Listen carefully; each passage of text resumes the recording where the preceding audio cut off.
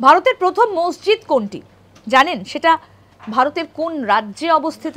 আসুন সেই বিষয়ে আপনাদের বলি। ভারতের প্রথম মসজিদ সেটা হচ্ছে চেরামান জুমা মসজিদ। মুজিরিস হেরিটেজ প্রজেক্টে চেরামান জুমা মসজিদের তাৎপর্য যে এটি ভারতের প্রথম মসজিদ।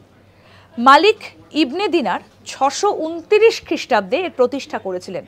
আর এই মসজিদটা রয়েছে কেরালায়। কেরালায় অবস্থিত এই মসজিদটাই ভারতের প্রথম মসজিদ।